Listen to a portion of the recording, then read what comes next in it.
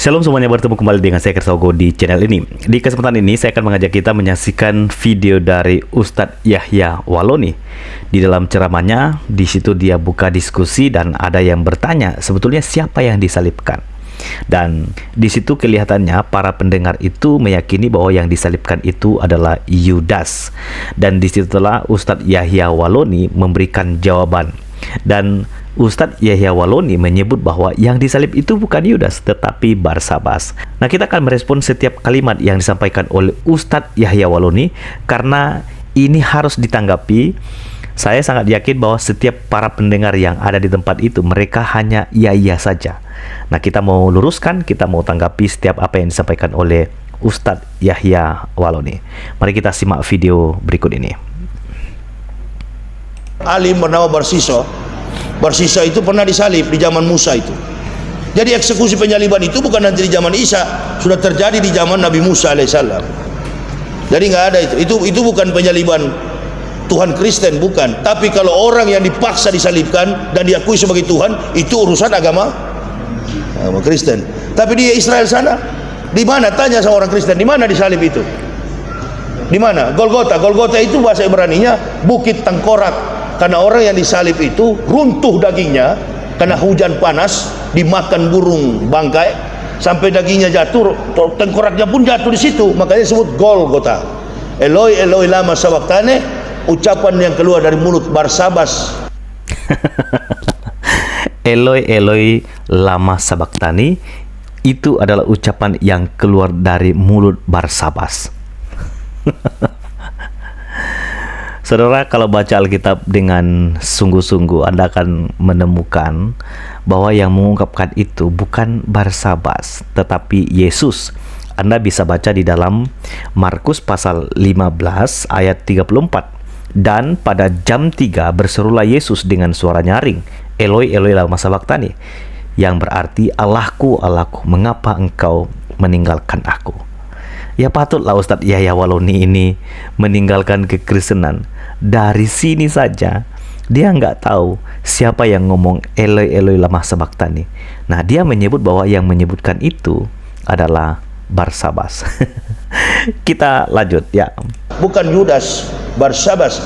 Yudas ini adalah orang yang bunuh diri, menikam lambungnya karena dia mengambil 30 keping perak untuk menyerahkan Al-Masih. Tapi Al-Masih diangkat, dimuliakan oleh Allah.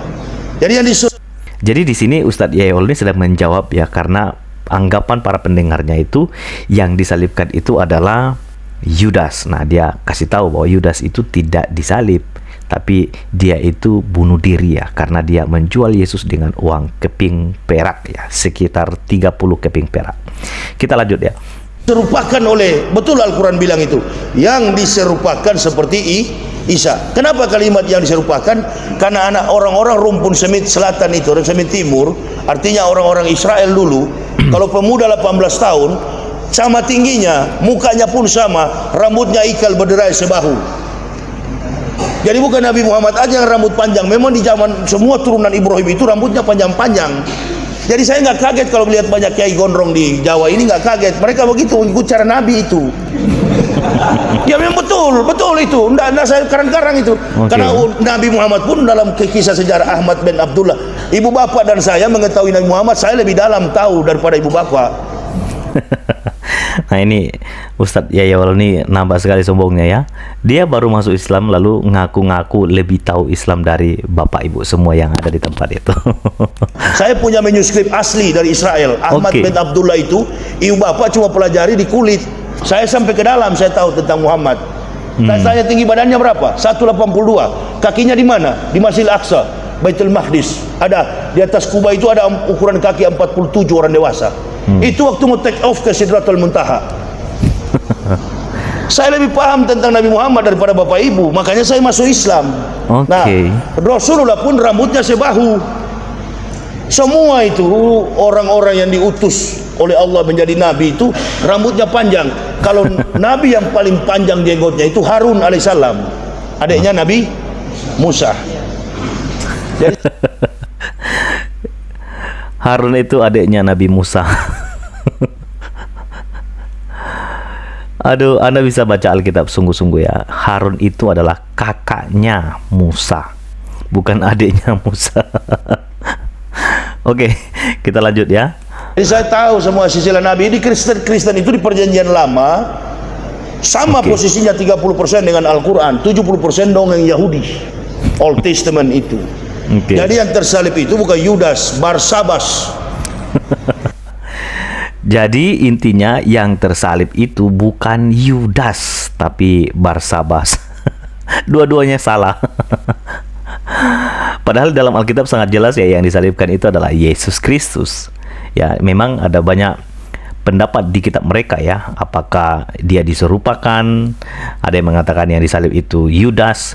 Nah, yang lebih parah lagi, ini Ustadz Yahya Waloni hadir dan mengatakan bahwa yang disalibkan itu bukan Yudas, bukan juga orang yang diserupakan, tetapi Barsabas.